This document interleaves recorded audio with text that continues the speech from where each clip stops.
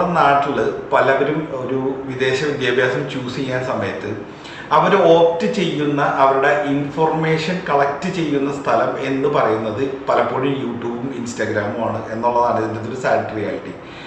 ഞാനടക്കമുള്ള എല്ലാ യൂട്യൂബേഴ്സും നിങ്ങൾക്ക് തരുന്ന ഇൻഫർമേഷൻ ഞങ്ങളുടെ നോളജിന് മാക്സിമം ഉള്ളതാണ്.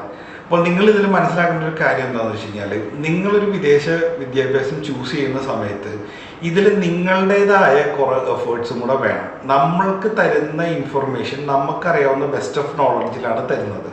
പക്ഷെ നിങ്ങൾക്ക് ഇതിൽ കൂടുതൽ ക്ലാരിറ്റി വേണ്ട ആവശ്യമുണ്ട്. അത് ചെയ്യാൻ വേണ്ടിയിട്ട് നിങ്ങൾ ഈ യൂട്യൂബ് വീഡിയോസ് മാത്രം കണ്ടാൽ പോരാ.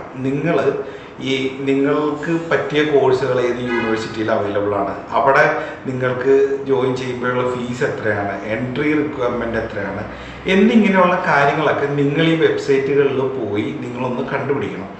ഇത് നിങ്ങൾക്ക് ഡയറക്റ്റായിട്ട് ഈ കോഴ്സ്, ഇപ്പോൾ പർട്ടിക്കുലർലി ഒരു കോഴ്സ്, ഇപ്പോൾ IT റിലേറ്റഡ് ആയിട്ടുള്ള ഒരു കോഴ്സ് നിങ്ങൾ പറയുകയാണ്, ആ കോഴ്സ് ഡേറ്റ സയൻസ് നിങ്ങൾ എടുക്കുകയാണ്. ഈ ഡേറ്റ സയൻസ് ഏതൊക്കെ കൺട്രികളിൽ ഏതൊക്കെ യൂണിവേഴ്സിറ്റിയിൽ അവൈലബിൾ ആണ്, അല്ലെങ്കിൽ ഏതൊക്കെ കോളേജസിൽ അവൈലബിൾ ആണ് എന്ന് നിങ്ങൾക്ക് ജസ്റ്റ് ഒന്ന് ഗൂഗിൾ ചെയ്താൽ കിട്ടും. ഈ ഗൂഗിൾ ചെയ്ത് കിട്ടുന്ന ഇൻഫർമേഷൻ നിങ്ങൾക്ക് അപ്പോൾ ആ ഇൻസ്റ്റിറ്റ്യൂഷൻസ് ഒക്കെ നിങ്ങൾക്ക് ഷോർട്ട് ലിസ്റ്റ് ചെയ്ത് വരും. നിങ്ങൾ അവരുടെ വെബ്സൈറ്റിൽ പോവുക, ആ വെബ്സൈറ്റിലെ കോഴ്സിൻ്റെ ഡീറ്റെയിൽസിലോട്ട് പോവുക.